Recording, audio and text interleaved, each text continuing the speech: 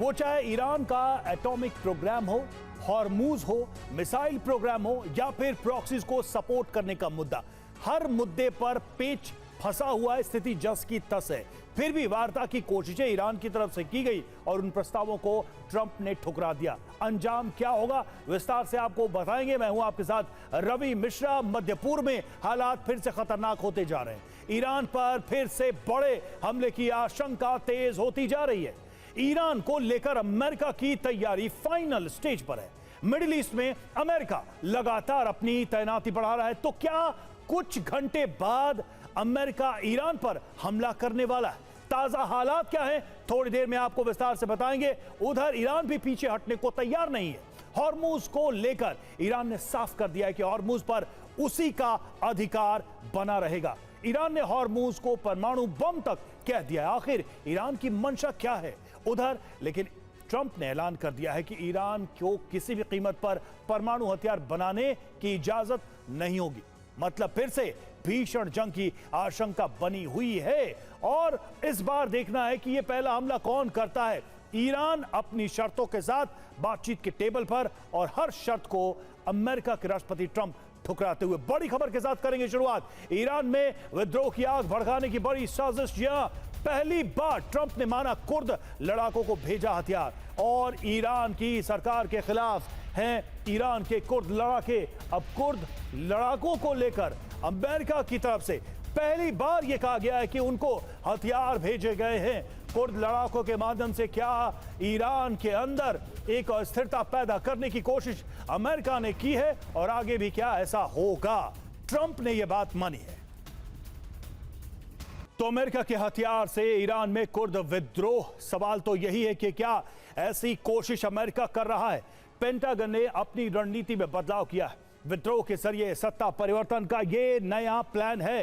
Kurd संगठनों को हथियार की डिलीवरी पहली बार ट्रंप ने हथियार देने की बात भी की है और कुर्दों को फिर से एक मंच पर लाने की कोशिश। ईरान सरकार के खिलाफ है कुर्द लड़ाके।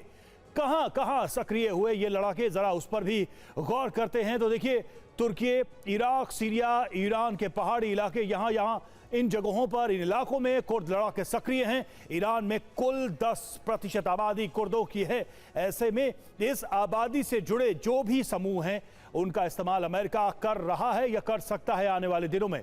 क्या कुछ ही घंटों में ईरान पर सबसे बड़ा और अंतिम हमला होने वाला है? क्या वॉर रूम में बैठकर ट्रंप ने सिर्फ 45 मिनट में ईरान का सर्वनाश तय कर दिया है? और क्या अमेरिका के एक रहस्यमय सैन्य बेस के पास जमीन कांपना किसी बड़े बम परीक्षण का संकेत है? वॉशिंगटन में चली 45 मिनट की बैठक में ईरान पर हमले का पूरा खाका तैयार हो चुका है। हमला कब होगा, कहां होगा, कितनी ताकत से होगा और उसके बाद क्या होगा, सब कुछ तय होने की खबरें हैं। रिपोर्ट यह भी है कि पहला हमला इजरायल कर सकता है। एटमी परीक्षणों का अंदेशा भी है और आशंका को ये परीक्षण और बढ़ा रहे हैं। आखिर अरब में होने वाला क्या है?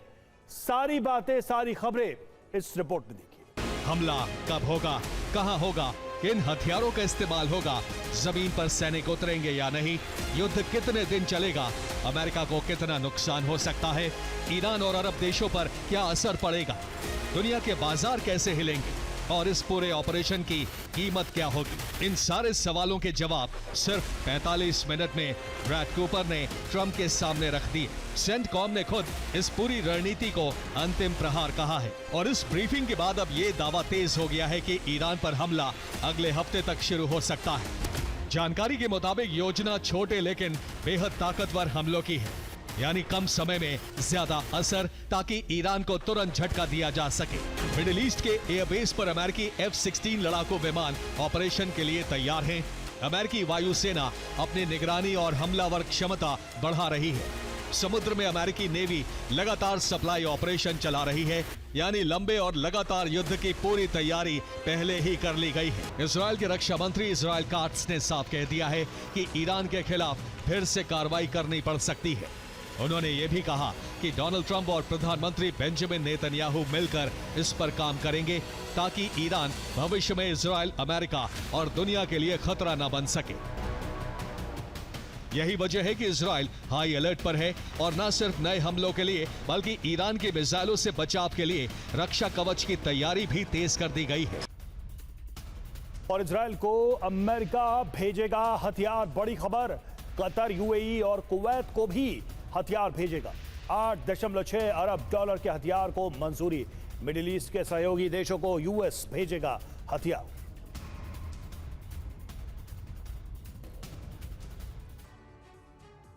तो किस देश को कौन सा हथियार भेजा जाएगा, इसको भी देख लेते हैं। इजराइल की बात करें तो प्रिसिजन मिसाइल सिस्टम इजराइल को भेजा जाएगा अमेरिका की तरफ से। कतर, तो वहां पर पैट्रियट और प्रिसिजन मिसाइल सिस्टम भेजा जाएगा अमेरिका की तरफ से। यूएई की बात करें, प्रिसिजन मिसाइल सिस्टम। वहीं कुवैत में इंटीग्रेटेड बैटल कमांड सिस्टम भेजा जाएगा अमेरिका की तरफ से। कितनी बड़ी डील है ये, देख लीजिए। 8.6 अरब डॉलर, 8.6 अरब डॉलर की ये डील है। बड़ा सवाल ये है कि क्या अमेरिका की ईरान पर हमले की बड़ी तैयारी है? क्या मिडिल ईस्ट में शुरू होने जा रहा है महायुद्ध? क्या ईरान के हमलों से सुरक्षा के लिए ये हथियार दिए जा रहे हैं? और मध्य पूर्व में कभी भी तबाही का विस्तार हो सकता है। ईरान को अंदेशा है अमेरिका बड़े हमले की तैयारी कर रहा है। दूसरी तरफ ईरान ने भी काउंटर अटैक का प्लान बना लिया है, यानी हॉर्मुज से लेकर ओमान की खाड़ी तक समंदर का पानी कभी भी धधक सकता है। लहरों पर आक्रोश सवार हो गया है। ट्रंप ने फाइनल अल्टीमेटम दे दिया है, जबकि ईरान ने अमेरिकी नेवल फ्लीट को अरब सागर में डुबोने की धमकी दे डाली है। अमेरिका कभी भी युद्ध के दूसरे चरण का ऐलान कर सकता है, जिसमें पहला टारगेट ईरान का 450 किलो यूरेनियम है, दूसरा टारगेट ईरान की 100 से ज्यादा मिसाइल सिटीज है, तीसरा टारगेट ईरान के तेल ठिकाने हैं, चौथा टारगेट हॉर्मुज स्ट्रेट पर कंट्रोल करना है, पांचवा टारगेट ईरान में तख्ता पलट कराना है। इस बार ईरान पर हमले अकल्पनीय होंगे, जिससे पूरे ईरान का सर्वनाश तय है। टीवी 9 भारतवर्ष की रिपोर्टर सुमेरा खान इस वक्त तेहरान में है। वो उसी इलाके में जा पहुंची जहां मिसाइलों ने कहर बरपाया था। ये वो इलाका है जहां पर बहुत से हमले किए गए थे, यहाँ पर बहुत से मिसाइल हमले किए गए थे। आसपास कई ऐसी इमारतें हैं जिनके पास आकर मिसाइल गिरी थी, उनके शीशे टूट गए थे। हालांकि बहुत तेज़ी से रीबिल्ड किया है ईरान ने, बहुत तेज़ी से उन होटल्स के शीशे या उन इमारतों में जहाँ पर नुकसान पहुँचा था उन्हें दुरुस्त करने की कोशिश की गई है। यहाँ जो मेरे पीछे आप तस्वीर देख रहे हैं आयतुल्ला अली खामनेई की, उस तस्वीर की बहुत अहमियत है क्योंकि ये एक तरह का जज्बा है ईरान के लोगों का, जिसको ये तस्वीर बयां करती है। जगह जगह ईरान में इस तरह की तस्वीरें, बड़े बड़े पोस्टर्स आपको आयतुल्ला अली खामनेई के दिखाई देंगे और उस पर अलग अलग स्लोगन्स लिखे हैं। जैसे यहाँ जो स्लोगन लिखा है उसका मतलब है कि ये भले ही नहीं रहे लेकिन उनका खुदा जिंदा है, यानी आपको नाउम्मीद होने की जरूरत नहीं है। ईरान के लोगों को ये कहने की कोशिश। अब अमेरिका के सैन्य ठिकाने तबाह कर देंगे और हमारी नजर तुम्हारे जहाजों पर भी है।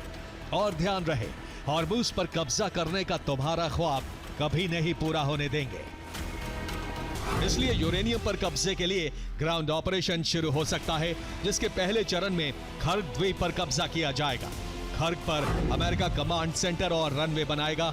ईरान का सुरक्षा घेरा तोड़ा जाएगा, युद्धपोत और सी माइंस ध्वस्त कर दी जाएंगी। दूसरे चरण में कमांडो ईरान की एटमी साइट पहुंचेंगे।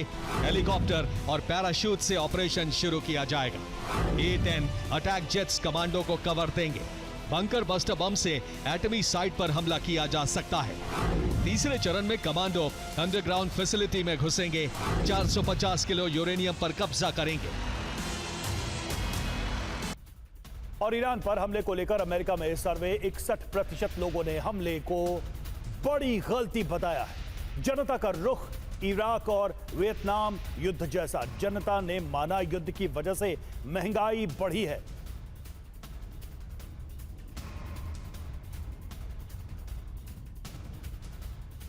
तो ट्रंप के खिलाफ अमेरिका से उठी आवाज। जी हां, ईरान पर सैन्य कार्रवाई को 61% लोगों ने गलत बताया।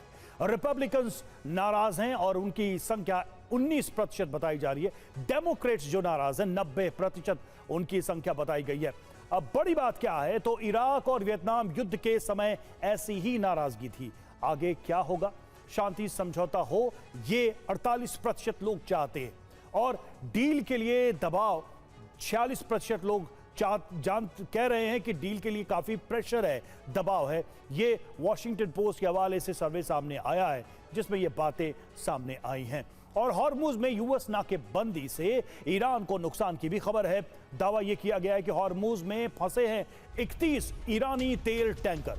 53 मिलियन बैरल तेल से लदे हैं ये 31 टैंकर जो इस वक्त फंसे हुए, और ये ईरान का बड़ा नुकसान। तो ईरान को काफी नुकसान हो रहा है यूएस की नाकेबंदी से।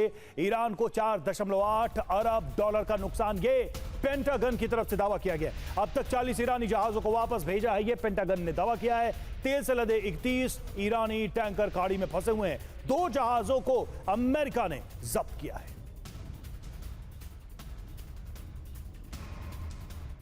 और चलिए अब आपको दिखाते हैं हॉर्मुज स्ट्रेट से आई एक और रिपोर्ट जो एक भारतीय जहाज में फंसे एक कर्मचारी ने भेजी है। और समुद्र के मोर्चे पर ईरान और अमेरिका का टकराव अब बढ़ता ही जा रहा है। ईरान के नए सुप्रीम लीडर ने एक संदेश जारी करके बता दिया है कि अब हॉर्मुज स्ट्रेट, न्यूक्लियर और मिसाइल सिस्टम पर कोई बात नहीं होगी। इसके अलावा ईरान पर हमला करने की जो गलती अमेरिका ने की है उसका खामियाजा भी पूरी दुनिया को भुगतना पड़ेगा। और अगर ट्रंप अब भी नहीं रुकते हैं तो यह खामियाजा और बड़ा हो सकता है। आखिर क्यों ट्रंप की चेतावनियों का ईरान पर उल्टा असर हो रहा है और कैसे ईरान अमेरिका को झुकने के लिए मजबूर कर रहा है, इस रिपोर्ट में देखिए। कि अब हॉर्मुज किसी भी बातचीत की मेज पर वार्ता का हिस्सा नहीं होगा।